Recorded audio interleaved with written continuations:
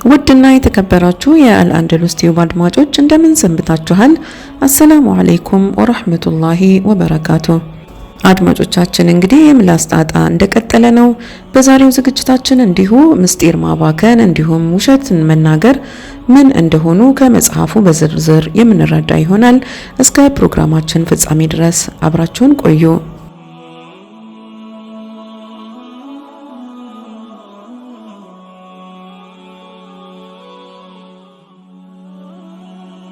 13ኛ ምስጢር ማባከን። ሌላው አስከፊ ወንጀል ምስጢር ማባከን ነው። ምስጢር በሸሪዓው 3 አይነት ነው። አንደኛው ሸሪዓው በምስጢርነት የፈረጀው ጉዳይ አለ። ለምሳሌ የባልና የሚስት የጓዳ ግንኙነት፣ በተለይም ከወሲብ ጋር የተያያዘ። እንዲህ አይነቱን ምስጢር በማስመልከት የአላህ መልእክተኛ እንዲህ ብለዋል: ኢነ ሚን አሸሪ الناس عند الله منزلة يوم القيامة الرجل يفضي إلى أسرته وتفضي إليه ثم ينشر سرها። በዕለተ ቂያማ ከአላህ ዘንድ አስከፊ ደረጃ ያለው ሰው እርሱና ባለቤቱ በሚስጥር ይነጋገሩና የባለቤቱን ሚስጥር የሚዘራ ነው። ሙስሊም ዘግበውታል። ሁለተኛው አይነት ሚስጥር ደግሞ በሙያ አጋጣሚ የምታገኘው ሚስጥር ነው። ለምሳሌ አንድ የሕክምና ሰው ደንበኛውን በሚመለከት በርካታ ሚስጥሮችን በሙያው አጋጣሚ ሊያውቅ ይችላል። ወይም ደግሞ አንድ ሂሳብ ባለሙያ የአንድን ድርጅት ወይም ካምፓኒ ሂሳብ ሲመረምር የድርጅቱን ሚስጥሮች በሙያ አጋጣሚ ሊያይ ይችላል። እንዲህ አይነቱን ሚስጥር ማባከን በፍጹም የተከለከለ ነው። ሶስተኛው አንድ ሰው ሚስጥር ብሎ የነገረህ ወሬ ሲሆን እርሱን በሚመለከት የአላህ መልእክተኛ እንዲህ ብለዋል: ኢዛ ሐደተ الرجل بحديث ثم التفت فهي أمانة። አንድ ሰው አንድ ወሬ አውርቶ ዘወር ካለ ያ ወሬ በአድማጩ ላይ የተጣለ አደራ ነው። አቡ ዳውድና ትርሚዚ ዘግበውታል። አንድ ሰው አንድን ነገር ከነገረህ ከአንተ ዘንድ አደራ አስቀመጠ ማለት ነው። የትኛውንም አይነት ሚስጥር ማባከን ክህደት መፈጸም ነው። አደራን እንደ መብላት ይቆጠራል። አላህ ሱብሓነሁ ወተዓላ ይህን አስመልክቶ እንዲህ ይላል: ያ አዩሃ الذين آمنوا لا تخونوا الله والرسول وتخونوا أماناتكم وأنتم تعلمون። እናንተ ያመናችሁ ሆይ አላህና መልእክተኛውን አትክዱ፣ እያወቃችሁም የተጣለባችሁን ኃላፊነትና ግዴታዎች ያለ መወጣት ጥፋት አትፈጽሙ። አልአንፋል 27። አንድን ነገር ምስጢር መሆኑን የሚወስነው ባለቤቱ ነው። አድማጩ ቀላል ነገር ሊሆን ይችላል። ተናጋሪው ምስጢር ነው ካለ ያ ነገር ምስጢር ነው፣ በቃ ማባከኑ አይፈቀድም።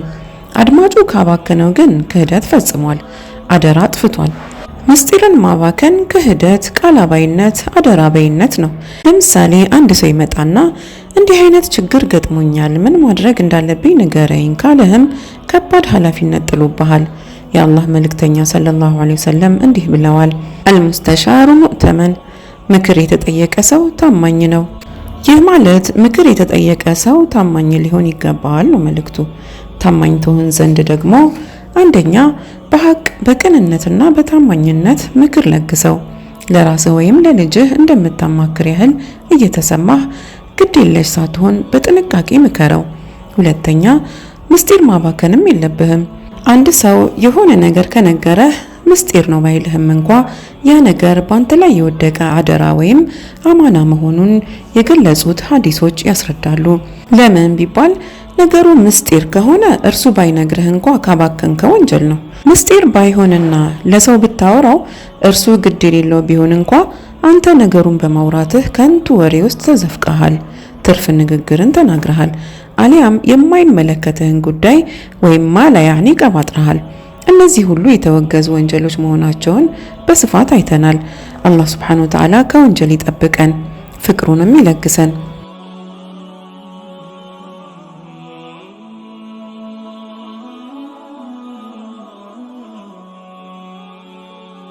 14ኛ ውሸት። እውነትና ሐሰት ቀልብ ውስጥ አንዱ ሌላውን አሸንፎ እስኪያስወጣ ድረስ ይፋለማሉ። ቀልቡ ውስጥ እውነት በሐሰት ላይ ድል የተቀዳጀለት ሰው እውነትን ይላመዳል። በንግግሩ ሁሉ እውነትን መምረጥ ይቀናዋል። በመጨረሻም ከአላህ ዘንድ እውነተኛ ተብሎ ይመዘገባል። ቀልቡ ውስጥ ሐሰት እውነትን ያሸነፈበት ሰው ደግሞ ሐሰት መናገር ይቀናዋል፣ ቅጥፈት ይለምድበታል። በመጨረሻም ከአላህ ዘንድ ውሸታም ተብሎ ይመዘገባል። ሙእሚን የሆነ ሰው ሌሎች ታላላቅ ወንጀሎችን የሚፈጽምበት አጋጣሚ ይኖራል። ውሸት ግን ፈጽሞ አይናገርም። ምክንያቱም አላህ ሱብሓነሁ ወተዓላ እንዲህ ብለዋል፣ ኢነማ የፍተሪል ከዚበ አለዚነ ላ ዩእሚኑነ ቢአያቲላሂ ወኡላኢከ ሁሙል ካዚቡን። ውሸትን የሚቀጥፉት እነዚያ በአላህ አንቀጾች የማያምኑት ብቻ ናቸው። እነርሱ በእርግጥም ውሸታሞች ናቸው። አናህል 105። ውሸት አደገኛ ጥፋት ነው። እውነት ብሎ ቃልህን አምኖ ለሚያዳምጥህ ወንድምህ ውሸት ከመናገር የበለጠ ክህደት የለም። ውሸት የተለያዩ ደረጃዎች አሉት። ትልቁና አስከፊው በአላህ ላይ መዋሸት ነው። ያላዩትን ህልም እንዳዩ አድርጎ መናገርም በአላህ ላይ ከመቅጠፍ ይቆጠራል። የአላህ መልእክተኛም እንዲህ አይነቱን ጥፋት አጥብቀው አስጠንቅቀዋል። እንዲህም ይላሉ፣ ኢነ ሚን አዕዘሚል ፈሪያ መን ኢደዓ ሊገይሪ አቢሂ ወመን የራ ዐይነይሂ ማ ለም ተራ ወመን ከዘበ ዐለይህ። ከሐሰቶች ሁሉ የከፉ ሐሰቶች አንድ ሰው አባቱ ያልሆነውን አባቴ ማለቱ፣ ያላየውን ህልም አየሁ ማለቱና በእኔ ላይ መዋሸቱ ናቸው። ቡኻሪ ዘግበውታል። ከሐሰቶች ሁሉ የከፉ 3 ሐሰቶች ተመሳሳይ ደረጃ ተሰጥቷቸው በአንድ ላይ ተወስተዋል። የመጀመሪያው በዘር ግንድ ላይ መዋሸት ነው። ሁለተኛው በህልም ላይ መቅጠፍ ነው። ምክንያቱም ህልም አላህ ለሰዎች የሚገልጸው ራእይ ነው። የነብይነት 1/46ኛ መሆኑም ተነግሯል። ያላየውን ህልም አየሁ ማለት ደግሞ አላህ ይህን አሳይቶኛል በማለት በእርሱ ላይ መዋሸት ይሆናል። በነብዩ ላይ መዋሸትም እንዲሁ ያላሉትን አሉ ያልሰሩትን ሰሩ በማለት መቅጠፍም እጅግ የከፋ ኃጢአት ተደርጓል። መልእክተኛው እንዲህ ብለዋል፣ መን ከዘበ ዐለየ ሙተዓሚደን ፈልየተበወእ መቅዐደሁ ሚነናር። በእኔ ላይ ሆን ብሎ የቀጠፈ እሳት ውስጥ መኖሪያውን አዘጋጅቷል። ቡኻሪና ሙስሊም ዘግበውታል። ይህም በመሆኑ የነቢዩ ሰለላሁ ዐለይሂ ወሰለም ባልደረቦች ስለ እርሳቸው ሲያወሩ ወይም የተናገሩትን ሲያስተላልፉ ብርቱ ጥንቃቄ ያደርጉ ነበር። በእርግጥ ከነቢዩ የሰሙትን አንድ ቃል ካስተላለፉ በኋላ መልእክተኛው ይህን ወይም ከዚህ የሚቀራረብ ቃል ተናግረዋል በማለት ምናልባትም ቃል የመሳት ነገር እንዳይኖር ኃላፊነቱን ከራሳቸው ላይ ያወርዳሉ። ነቢዩ ሰለላሁ ዐለይሂ ወሰለም እንዲህ ብለዋል፣ ثلاثة نفر لا يكلمهم الله يوم القيامة ولا ينظر إليهم المنان بعطيته والمنفق سلعته بحلف الفاجر والمسبل إزاره። 3 አይነት ሰዎችን አላህ በዕለተ ቂያማ አያናግራቸውም አያያቸውም። እነርሱም በሰጠው ስጦታ የሚመጻደቅ፣ በሐሰት መሐላ ሸቀጡን የሚሸጥ፣ በኩራት ስሜት ሽርጡን ወይም ልብሱን የሚጎትቱ ናቸው። ሙስሊም ዘግበውታል። በሌላ ሐዲስም ነቢዩ ሰለላሁ ዐለይሂ ወሰለም እንዲህ ብለዋል፣ መን ሐለፈ ዐላ የሚንን ቢኢስሚን ዩቅተጠዑ ቢሃ ማሉ እምሪኢን ሙስሊሚን ቢገይሪ ሐቅን ለቂየ አላህ ወሁወ ዐለይሂ ገድባን። አንድ ሙስሊም የሆነ ግለሰብ የወንድሙን ገንዘብ ለመብላት ሲል የሐሰት መሐላ የፈጸመ እንደሆነ አላህ ሱብሓነሁ ወተዓላ በእርሱ ላይ የተቆጣ ሆኖ የውመል ቂያማ ቀን ከአላህ ጋር ይገናኛል። ቡኻሪና ሙስሊም ዘግበውታል። መልእክተኛው እንዲህም ብለዋል፣ ወመን ከዘበ ቢልሕልሚ ኩሊፈ የውመል ቂያመቲ አን ያዕቂደ በይነ ሸዒረተይኒ ወለይሰ ቢዓቂድን በይነሁማ አበዳ። በህልም የዋሸ ወይም ያላየውን ህልም አየሁ ያለ አላህ ሱብሓነሁ ወተዓላ የውመል ቂያማ ቀን 2 ገብሶችን እንዲገምድ ያዘዋል። ይህን ትዕዛዝ ምንጊዜም ሊፈጽመው አይችልም። የሐዲሱ መልእክት እንግዲህ የማይቻለውን ነገር ያዘዋል ነው። በአንድ ወቅት መልእክተኛው ሰለላሁ ዐለይሂ ወሰለም ከታላላቅ ወንጀሎች ሁሉ ይበልጥ የከፋውን ልንገራችሁን በማለት ጠየቁ። ሰሃቦችም አዎ ይንገሩን የሚል ምላሽ ሰጡ። በአላህ ላይ ማጋራትና የወላጆችን መብት መጋፋት ነው አሉ። ይህን ሲሉ ተደግፈው ነበርና ተደላድለው ተቀመጡ። ከዚያም እንዲህ አሉ፣ አላ ወቀውለ ዙር፣ አዋጅ የሐሰት ምስክርነት። ይህን ቃል ብዙ ጊዜ ደጋገሙት። የሐዲሱ አስተላላፊ ምን ነው ዝም ባሉ ብለን እስክንመኝ ድረስ ደጋግመውታል ብለዋል።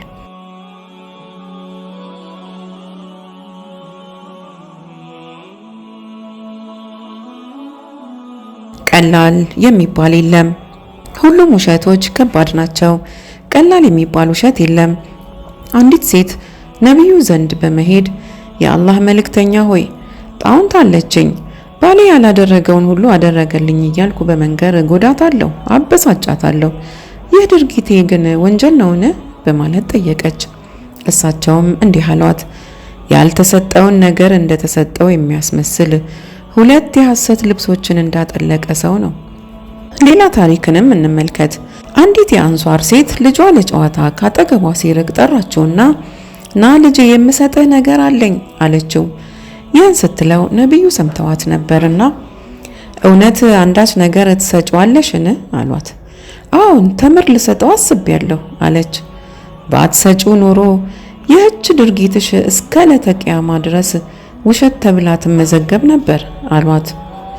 መልእክተኛው ሰለላሁ ዐለይሂ ወሰለም እንዲህም ብለዋል፣ ማ ሐለፈ ሓሊፉን ቢላሂ ፈአድኸለ ፊሃ ሸይአን ሚስለ ጀናሐ በዑደትን ካነ ፊ ቀልቢሂ ኑክተቱን ኢላ የውሚል ቂያማ። በአላህ የማለ ሰው መሐላው ውስጥ የትንኝ ክንፍ ታህል እንኳን ውሸት ከቀላቀለ ቀልቡ ውስጥ እስከ ቂያማ ድረስ ጥቁር ነጥብ ሆና ታርፍበታለች። ቲርሚዚና ሐኪም ዘግበውታል። ትንሽና ኢምንት የምንላት ውሸት ይህን ያህል የከፋ አደጋ ታደርሳለች። ኢማም አልቡኻሪ የነቢዩን ሰለላሁ ዐለይሂ ወሰለም ሐዲስ በሚያሰባስቡበት ጊዜ ሐዲስን የሐፈዘ ሰው በአንድ ሀገር እንደሚገኝ ተነገራቸው። ወደ እርሱም ተጓዙ፣ በአጠገቡም ተቀመጡ። ሐዲስ ሊመዘግቡ መሆኑ ነው። በመሃሉ የሰውየው ግመል በረገገች፣ አመፀች። ሰውየው ሊመልሳት ፈለገ። መዳፎቹን አገናኝቶ አንዳች ነገር የያዘ በማስመሰል አታለላት። ግመሏ በእጁ ምግብ የያዘ መሰላትና ቀረበችው፣ ያዛትም። ኢማም ቡኻሪ ወደ መጡበት ለመመለስ ከተቀመጡበት ተነሱ፣ አንዲትም ሐዲስ ሳይዘግቡ። ሰውየውም ከኔ ምንም ሐዲስ ሳትሰማ እንዴት ትመለሳለህ? በማለት ጠየቃቸው። ግመሉን ከዋሸና ካታለለ ሰው የነቢዩን ሐዲስ መያዝ ወይም መማር አልሻም በማለት መለሱለት።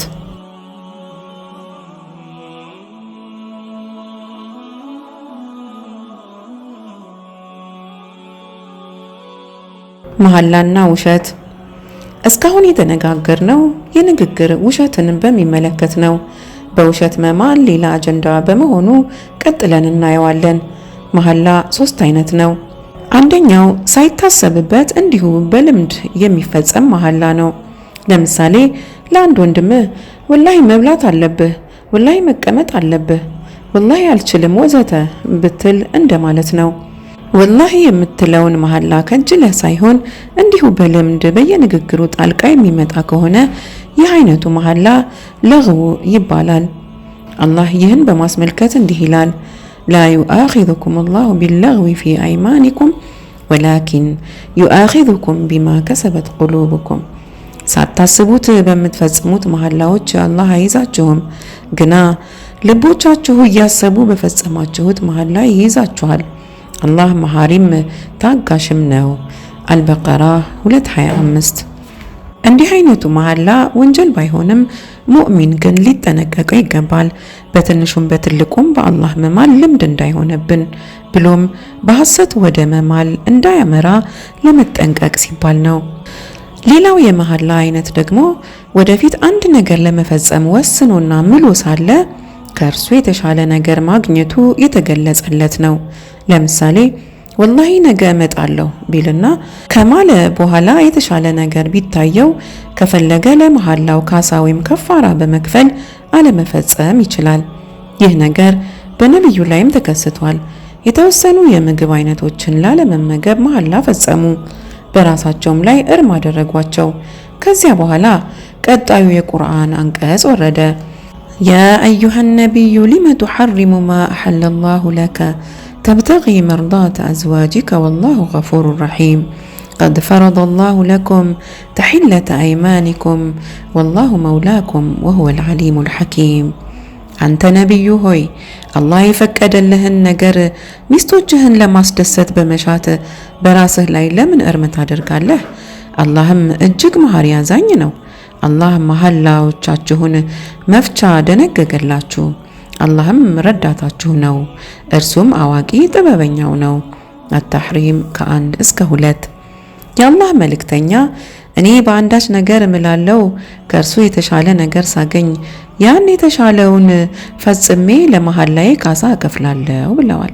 ማካካሻውንም በሚመለከት ቁርአን እንዲህ ይላል لا يؤاخذكم الله باللغو في أيمانكم ولكن يؤاخذكم بما عقدتم الأيمان فكفارته إطعام 10 مساكين من أوسط ما تطعمون أهليكم أو كسوتهم أو تحرير رقبة فمن لم يجد فصيام 3 أيام الله كمحلا ድንገተኛ በሆነው አይዛችሁም ግና አስባችሁና ፈቅዳችሁ በፈጸማችሁት መሐላ ይይዛችኋል። መሐላውን ባፈረሳችሁት ጊዜ ማስተሰሪያውም ቤተሰቦቻችሁን ከምትመግቡት ከመካከለኛው ምግብ 10 ድሆችን ማብላት ወይም እነርሱን ማልበስ ወይም ባሪያ ነፃ መልቀቅ ነው። ከተባሉት አንዱንም ያላገኘ 3 ቀናትን መጾም በቂው ነው። አልማኢዳ 89 ለመሐላቸው ካሳ መክፈል ሲሹ 3 ቀን የሚጾሙ ሰዎች አሉ። ስህተት ነው። ምክንያቱም የመሐላ ካሳ 10 ድሆችን መመገብ ወይም ማልበስ ወይም ባሪያ ነፃ መልቀቅ ሲሆን እነዚህን ማድረግ የማይችሉት ብቻ ናቸው 3 ቀን በመጾም መሐላቸውን እንዲያካክሱ የተፈቀደላቸው።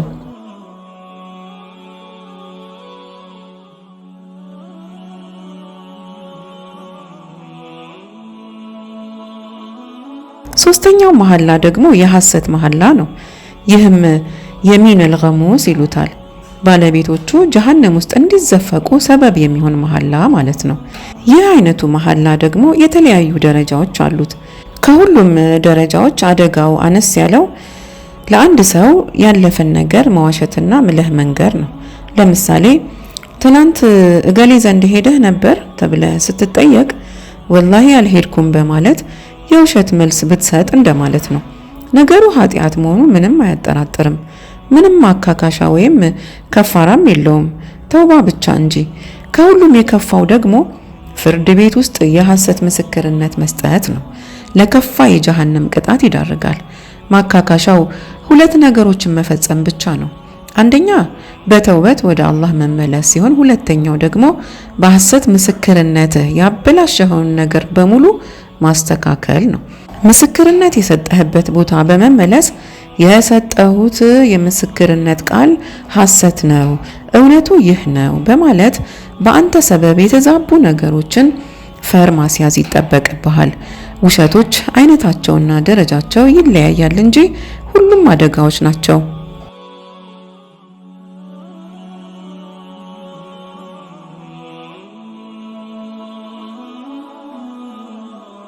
ፈታኝ ሁኔታዎች ሲገጥሙ አሻሚ አገላለጾችን ተጠቅሞ ማለፍ የሚፈቀድባቸው ቦታዎች እንዳሉ በዑለሞች ተጽፏል። ታሪድ በመባል ይታወቃል በአረብኛው። ይሁንና ነገሩ እውነት ብቻ መሆን አለበት። እንዲህ አይነቱ አገላለጽ የግድና ፈታኝ ሁኔታዎችን ለማለፍ በግልጽ ቋንቋ መናገር አደጋ የሚያስከትል መሆኑ ሲረጋገጥ እንጂ በምንም መልኩ አይፈቀድም። እውነቱን በግልጽ መናገር የሚቻል ከሆነ ግን በቃላት ማስመሰል ክልክል ይሆናል። ነቢዩላህ ኢብራሂም አለይሂ ሰላም ፈታኝ ሁኔታ ገጥሟቸው ይህን አይነቱን አገላለጽ ተጠቅመውበታል።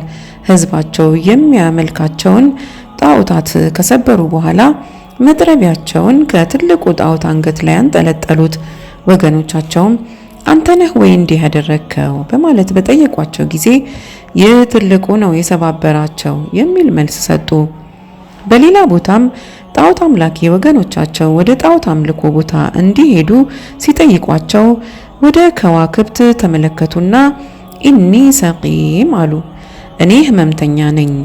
ህዝባቸው የአካል ህመም እንደተሰማቸው በማሰብ ትቷቸው ሄደ። የእርሳቸው አባባል ግን በህዝባቸው የሽርክና የድንቁርና ህይወት ቀልባቸው ምን ያህል እንደተሰማቸውና እንደተጎዳ የሚጠቁም ነበር። ነቢዩላህ ኢብራሂም ምስር ወይም ግብጽ በደረሱ ጊዜም በወቅቱ አምባገነን አገረ ገዥ ስለነበረ ሚስታቸውን ስለ ግንኙነታችን ከጠየቀሽ ወንድሜ ነው በይ፣ በአላህ እምላለሁ ከኔና ካንቺ ሌላ በምድር ላይ አማኝ አላውቅም፣ አንቺ የእምነት እህቴ ነሽ አሏት። ንጉሱ የስጋ እህታቸው እንደሆነች ያስባል። የእምነት እህት መሆኗን ግን መገመት አይችልም። ሌላ ምሳሌ፣ አንድ አገረ ገዥ አንድን መልካም የአላህ ባሪያ ከእርሱ ዘንድ እንዲቀርቡ ላከባቸው። መሄድ ግን አልፈለጉም። ለቀናት ሳይሄዱ ቀሩ። ከዕለታት አንድ ቀን ተገናኙ። ለምን አልመጣህም አላቸው። እሳቸውም ሲመልሱ ከአንተ ጋር ለመጨረሻ ጊዜ ከተገናኘንበት ቅጽበት አንስቶ ጎኔን በአላህ ፈቃድ እንጂ አላንቀሳቀስኩም አሉት። አገረ ገዢውም ታመው እንደተኙ ተረዳ። እርሳቸው ግን ያሉት የአላህ ፈቃድ ባይታከልበት ኖሮ ጎኔን በራሴ ፈቃድና አቅም ማንቀሳቀስ አልችልም ነበር ነው።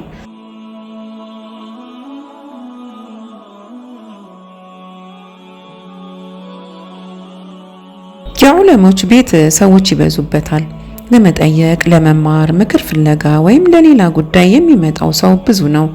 እነርሱ ግን ሰዎች እንደመሆናቸው ብቻቸውን የሚሆኑበት ጊዜ ያስፈልጋቸዋል። የግል ጉዳያቸውን የሚያከናውኑበት ጊዜ ይሻሉ።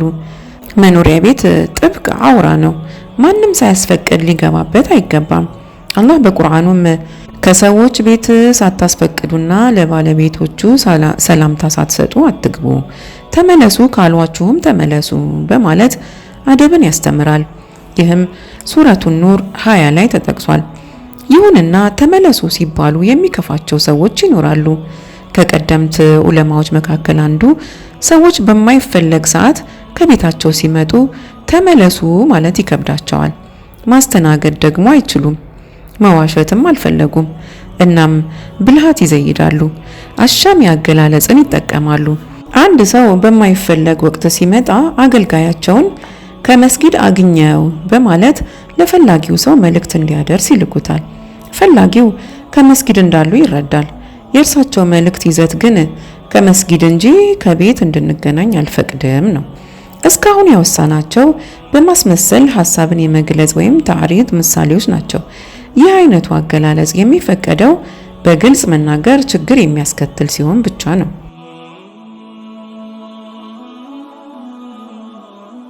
ውሸት የሚፈቀድባቸው አጋጣሚዎች። የቋንቋ ተግባር ልብ ውስጥ ያለን ሐሳብና ፍላጎት ወደ ውጭ ማውጣትና ለሌሎች መግለጽ ነው። ፍላጎትን በእውነትም በውሸትም ማገላለጽ ማስቀመጥ የሚቻል ከሆነ ውሸት መናገር ክልክል ይሆናል። በውሸት ካልሆነ የማይሳካ ከሆነ ግን የሐሳቡን ወይም የፍላጎቱን ተጨባጭ እናያለን። መግለጽ ወይም ማሳካት የተፈለገውን ሐሳብ የተፈቀደ ወይም ሙባህ ከሆነ መዋሸትም የተፈቀደ ይሆናል። ግዴታ ከሆነ ደግሞ መዋሸት ግዴታ ይሆናል። አንዳንድ ጊዜ እውነት መናገርም የማይበጅበት ሁኔታ ይፈጠራል። ይህን አስመልክቶ ኡሙ ኩልሱም የተባለች ሰሐባ እንዲህ ስትል አስተላልፋለች። የአላህ መልእክተኛ በሶስት ቦታዎች ላይ ካልሆነ ውሸትን ሲፈቅዱ አልሰማሁም። እነርሱም ሰዎችን ለማስታረቅ በጦርነት ወቅትና ባል ሚስቱን ወይም ሚስት ባሏን በሚያጫውቱበት ሰዓት ናቸው ትላለች። በዑመር ረዲየላሁ አንሁ የኸሊፋነት ዘመን እንደተፈጸመ የሚነገር አንድ ታሪክ ላጫውታችሁ። የታሪኩ ባለቤት ኢብን አቢ ዑድራ አዱዑሊ ይባላል። ሴት ባገባ ቁጥር ፍች እየጠየቁት በኹልዕ ይፈታል። ይህ ድርጊቱ በመደጋገሙ ስሙ በህብረተሰቡ ዘንድ ጠፋ። ሰዎች ስለ እርሱ ጥሩ ያልሆነ ስሜት አዳበሩ። ሴቶችን ይበድላል፣ ለዚህ ነው አብረውት መኖር የማይፈልጉት መባሉ አንገበገበው። አብዱላህ ኢብን አልአርቀም የተባለ ባልደረባውን ወደ ቤቱ ይዞት ሄደና በበር እንዲደበቅ አደረገው። ፍች የሚጠይቁት እነርሱ እየጠሉት እንጂ እርሱ የበደላቸው እንዳልሆነ ለማሳየት። ሚስቱ ከቤት ውስጥ ነበረች። በአላህና በመልእክተኛው ስም እጠይቅሻለሁ፣ እውነቱን ንገሪኝ፣ ትወጂኛለሽን ሲል ጠየቃት። ዝም አለች። ደግሞ ጠየቃት። በአላህና በመልእክተኛው ስም ከጠየከኝ እውነቱን ልንገርህ፣ አልወድህም አለችው። ወደ ዑመር ዘንድ ሄደና ሴት እንደምበድል አድርጋችሁ ታወራላችሁ፣ ግና እነርሱ እየጠሉኝ እንጂ እኔ እየበደልኳቸው አይደለም። ከፈለክ ኢብን አልአርቀምን ጠይቀው አላቸው። እሳቸውም ጠየቁት፣ የሆነውን ነገራቸው። ዑመርም ወደ ሰውየው ሚስት መልእክት ላኩባት። ሴትየዋ ከአጎቷ ጋር በመሆን ከፊታቸው ቀረበች። አንቺ ነሽ ለባልሽ እንደማትወጂው የነገርሽው አሏት። በአላህ ስም ስለጠየቀኝ እውነቱን ነገርኩት፣ መዋሸት ነበረብኝ እንዴ አለቻቸው። ዑመርም አዎን መዋሸት ነበረብሽ፣ እባካችሁ የማትወዱን ብትሆኑ እንኳ በግልጽ አትንገሩን። በፍቅር ላይ ብቻ የታነጹ ቤቶች ጥቂቶች ናቸው። ሰዎች በኢስላምና በዝምድና ነው ተሳስረው አብረው የሚኖሩት እንዳሏት ተዘግቧል። ኡሙ ኩልሱም ካስተላለፉት ሐዲስ እንደተመለከተው ሁለተኛው ውሸት የሚፈቀድበት ቦታ ሰው ለማስታረቅ ሲባል መዋሸት ነው። የአላህ መልእክተኛ እንዲህ ብለዋል፣ ለይሰ ቢካዚቢን መን አስለሐ በይነ እትነይኒ ፈቃለ ኸይረን አው ነሚየ ኸይራ። ሁለት ሰዎችን ለማስታረቅ መልካም ነገር የተናገረ ወይም ያደረሰ አልዋሸም። ቡኻሪና ሙስሊም። አላህ ሱብሓነሁ ወተዓላም እንዲህ ብለዋል፣ ኢነመል ሙእሚኑነ ኢኽዋ ፈአስሊሑ በይነ አኸወይኩም ወተቁላህ ለዓለኩም ቱርሐሙን። ምእመናኖች ወንድማማቾች ናቸው፣ በወንድሞቻችሁም መካከል አስታርቁ፣ ይታዘንላችሁም ዘንድ አላህን ፍሩ። አልሑጁራት 10።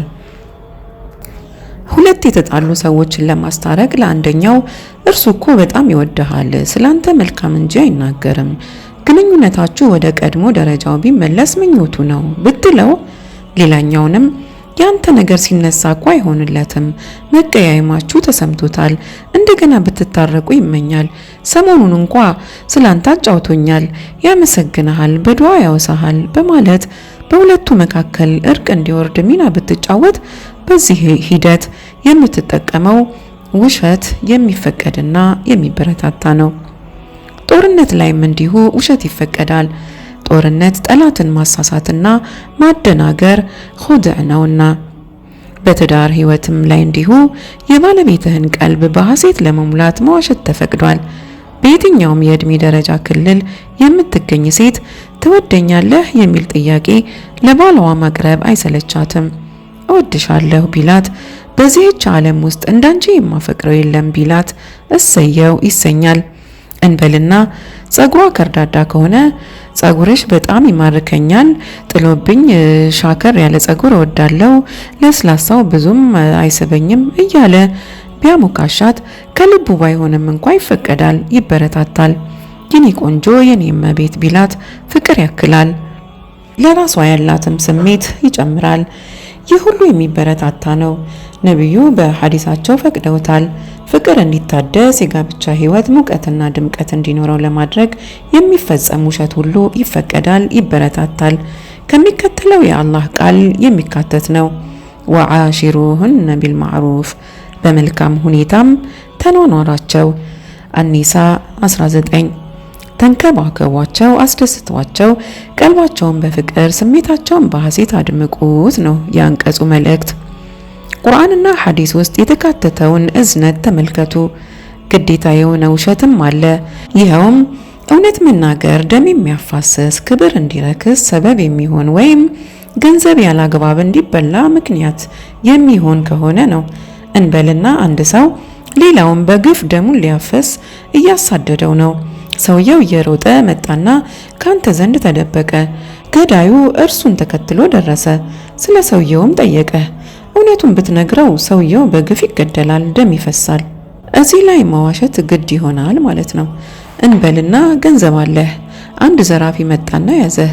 ገንዘብህን የት እንዳስቀመጥከውም ጠየቀ። ገንዘብ ያስቀመጥክበትን ቦታ መርተህ አታሳየውም። የግድ መዋሸት ይኖርብህ ይሆናል። ክብርን ለመጠበቅ ሲባልም መዋሸት እንዲሁ ግዴታ ነው። በጥቅሉ እውነት መናገር ደም እንዲፈስ፣ ገንዘብ ያለ አግባብ በግፍ እንዲወሰድ ወይም የሰዎች ክብር እንዲነካ ሰበብ የሚሆን ከሆነ መዋሸት ግዴታ ይሆናል ማለት ነው። ቀደም ብለን ካየናቸው የተፈቀዱና ግዴታ የሆኑ የውሸት አይነቶች ውጭ ያሉ ውሸቶች በሙሉ ሐራም ናቸው። የሐራምነት ደረጃቸው ግን ይለያያል። ከሁሉም እጅግ የከፋ ውሸት አለ። ለምሳሌ በነቢዩ ሰለላሁ ዐለይሂ ወሰለም ላይ መዋሸት፣ ያላሉትን አሉ ያልሰሩትን ሰሩ በማለት ማውራት ለጀሃነም ቅጣት ይዳርጋል። የሐሰት ምስክርነትም እንዲሁ የከበደ ውሸት ነው። ሰዎችን ለማጣላትና ለማጋጨት ሆን ብሎ የሚፈጸም ውሸትም አለ። አደገኛ ውሸት ነው። ቀልድ ላይም ይዋሻል። አንዱ የውሸት አይነት ቀልድ ላይ መዋሸት ነው። ሰዎችን ለማሳቅና ለማዝናናት ሲባል መዋሸት ሐራም ነው። ነቢዩ ሰለላሁ ዐለይሂ ወሰለም እንዲህ ብለዋል፣ እኔ እቀልዳለሁ ግና እውነትን እንጂ አልናገርም በማለት ተናግረዋል። እውነትና ሐሰት ከእያንዳንዳችን ቀልብ ውስጥ አንዱ ሌላውን ለማስወጣት ምንጊዜም ይፋለማሉ ብለናል። እውነት ሐሰትን ድል ነስቶ ከቀልብህ እንዲያባርርልህና እርሱ በብቸኝነት እንዲነግስ ጥረት አድርግ። አላህ እውነትን ይወዳል፣ እርሱ ራሱ እውነተኛ ነው። ነቢዩ ሰለላሁ ዐለይሂ ወሰለም እውነተኛና ታማኝ ነበሩ። በምንም ሁኔታ ሐሰት ውስጥ አትዘፈቅ። ሐሰት ወደ ኃጢአት፣ ኃጢአት ደግሞ ወደ ጀሃነም ይመራሉና። አንድ ሰው ውሸት ከለመደበት ከአላህ ዘንድ ውሸታም ተብሎ ይመዘገባል። እውነትን አጥብቃችሁ ያዙ። እውነት ወደ መልካም ነገር ይመራል፣ መልካም ነገር ደግሞ ወደ ጀነት ይመራል። አንድ ሰው እውነትን አጥብቆ ከያዘ ከአላህ ዘንድ እውነተኛ ተብሎ ይመዘገባል። አላህ ሆይ እውነትን አናግረን ከእውነተኞችም ፈርጀን። አሚን።